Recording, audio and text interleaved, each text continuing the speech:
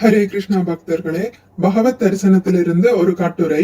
கிருஷ்ணரை திருப்தி செய்வதே பக்குவத்தின் பொருள். வழங்கியவர் தெய்வ திரு ஆனாச்சானா பக்திவேதாந்த சுவாமி ஸ்ரீல பிரபுபாதர் அவர்கள். அத பும்பீர் த்விஜ ஸ்ரேஷ்டா வர்ணாசிரம விபாகஷ ஸ்வனுஷ்டிதஸ்ய தர்மஸ்ய சம்சித்திர் ஹரிதோஷணம். இருபிறப்பு எய்தியவர்களில் சிறந்தவரே.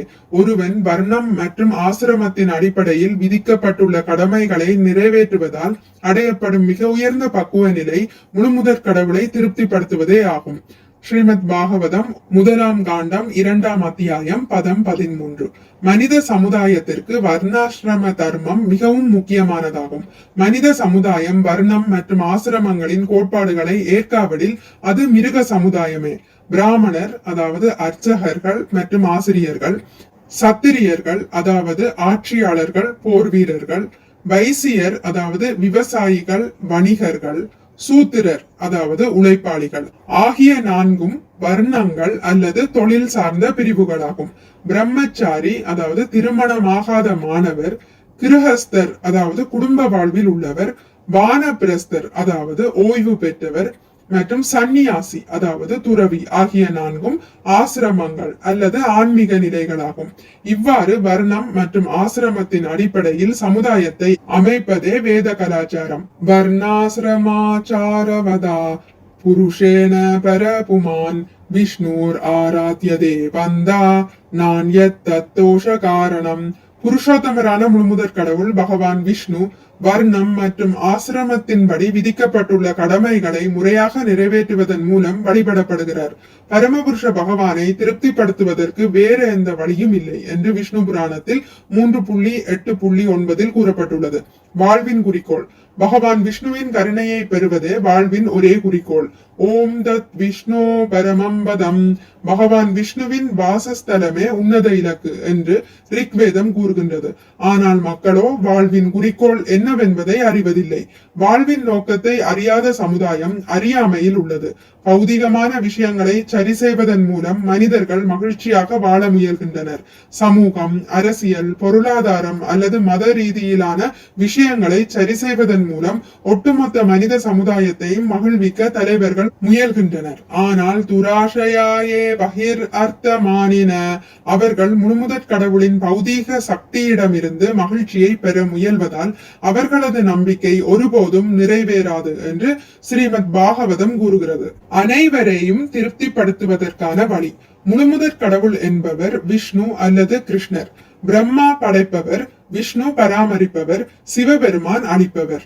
பிரம்மா, விஷ்ணு, சிவன் ஆகியோரின் ஆதி மூலம் தாமே என்பதே அகம் சர்வஸ்ய பிரபவ என்று கிருஷ்ணர் கூறுவதின் பொருளாகும். எனவே நாம் முழுமுதற் கடவுளான கிருஷ்ணரை திருப்தி செய்தால் தேவர்களை தனியாக திருப்தி செய்ய வேண்டியதில்லை. கிருஷ்ணரில் அனைத்தும் அடக்கம். யதா தரோர் மூல நிசேசனேன திருப்தியந்தி தத் ஸ்கந்த புஜோபசாகா. ஒரு மரத்தின் வேருக்கு நீரூற்றுவதன் மூலம் அதன் கிளைகள், உபகிளைகள், இலைகள், பூக்கள் என மரத்தின் அனைத்து பாகங்களுக்கும் தானாகவே நீரூற்றுகிறோம். பிராணோபஹாராச்சயதேந்திரியாணாம். வயிற்றுக்கு உணவளிப்பதன் மூலம் உடலின் மற்ற பாகங்களுக்கும் தானாகவே சக்தி விநியோகிக்கப்படுகிறது. கண், காது, மூக்கு என உடலின் ஒவ்வொரு பாகங்களுக்கும் தனித்தனியே உணவளிக்க வேண்டியதில்லை. அதே போல சம்சித்திர் ஹரிதோஷணம். முழுமுதற் கடவுளான ஹரியை திருப்தி செய்துவிட்டால் மற்ற அனைவரையும் நீங்கள் திருப்தி செய்தவர் ஆகிறீர்கள். பக்தர்களை காக்கும் பகவான். இதற்கான ஓர் உதாரணத்தை நாம் மகாபாரதத்தில் காண்கின்றோம். பாண்டவர்கள் தங்களது மனைவியான திரௌபதியுடன் வனவாசத்தில் இருந்தபோது துர்வாசரும் அவரது சீடர்களும் வனத்திற்கு சென்று பாண்டவர்களை சந்தித்தனர். சத்திரியர்கள் என்ற முறையில் பாண்டவர்கள் பிராமணர்களை வரவேற்று உபசரிக்க கடமைப்பட்டவர்கள்.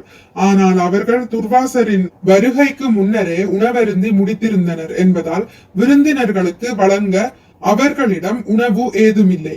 குழப்பமடைந்த பாண்டவர்கள் உணவளிப்பதற்கான ஏற்பாடுகளை செய்வதற்குள் ஸ்நானம் செய்துவிட்டு வருமாறு அவர்களை கேட்டுக்கொண்டனர். பகவான் கிருஷ்ணர் தமது பக்தர்களை எப்போதும் காக்க வேண்டும் என சபதம் கொண்டுள்ளார். எனவே பாண்டவர்கள் குழப்பத்தில் இருந்த போது கிருஷ்ணர் அங்கே சென்று என்ன பிரச்சனை என்று வினவினார். அவர்கள் நடந்ததை விளக்கினர். கிருஷ்ணர் திரௌபதி உணவருந்தி விட்டாளா என்பதை விசாரித்தார். அவளும் தான் உண்டு முடித்து விட்டதாக கூறினாள். திரௌபதியிடம் ஒரு அட்சய பாத்திரம் இருந்தது. அவள் உணவருந்தாத வரை அந்த பாத்திரத்திலிருந்து எத்தனை விருந்தினர்கள் வந்தாலும் அவளால் உணவளிக்க முடியும். சமையலறையில் சிறிதளவேனும் உணவு உள்ளதா என கிருஷ்ணர் வினவ, பாத்திரத்தின் ஓரத்தில் சிறிதளவு ஒட்டி கொண்டிருந்த உணவினை திரௌபதி கிருஷ்ணரிடம் கொடுத்தாள். கிருஷ்ணர் அதை உட்கொண்டவுடன் நதியில் நீராடி கொண்டிருந்த துர்வாச முனிவரும் அவரது சீடர்களும் தங்களது வயிறு நிரம்பியதை உணர்ந்தனர். பாண்டவர்களுடைய உணவை ஏற்க இயலாதே என்ற தர்ம சங்கடத்தில் அவர்கள் நதிக்கரையிலிருந்து அப்படியே சென்று விட்டனர். ஏதேனும் ஒரு வகையில் கிருஷ்ணரை திருப்திப்படுத்துங்கள். சம்ஷித்தீர் ஹரி தோஷணம், அப்போது எல்லா பக்குவத்தையும் பெறுவீர்கள். இது மிகவும் எளிய வழிமுறை.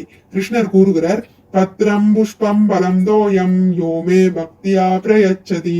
அன்புடனும் பக்தியுடனும் இலையோ பூவோ பழமோ நீரோ எனக்கு அர்ப்பணியுங்கள். சுவைமிக்க உணவை பெருமளவில் கொண்டு வருமாறு கிருஷ்ணர் கேட்கவில்லை. கிருஷ்ணர் யாசகர் அல்லர். உங்களது இடத்திற்கு வந்து ஏதேனும் உண்பதற்கான பசியும் அவருக்கு இல்லை. உங்களது அன்பை மட்டுமே அவர் விரும்புகிறார். குடும்பத்தை பராமரிப்பதற்காக இரவும் பகலும் கடுமையாக உழைக்கும் குடும்ப தலைவர் தமது மனைவி மக்களிடமிருந்து அன்பை மட்டுமே எதிர்பார்க்கிறார். அதுவே அவர் பணம் சம்பாதிப்பதற்கு தூண்டுகோலாக உள்ளது. பணம் சம்பாதிக்க கடுமையாக உழைக்கும் அவர் தனக்கென்று சிறிதளவே விரும்புகிறார். அதுபோல கிருஷ்ணரும் தமது குடும்பத்தை விருத்தி செய்வதற்காக எண்ணற்ற உயிர்வாளிகளாக தம்மை விரிவுபடுத்தியுள்ளார். அதற்கான காரணம் என்ன? ஆனந்தமயோபியாஷாத். அவர் பூரண ஆனந்தத்துடன் இருப்பதால் தனக்கும் உயிர்வாளிகளுக்கும் இடையில் அன்பு பரிமாற்றத்தை அனுபவிக்க விரும்புகிறார். இதுவே அவரது நோக்கம்.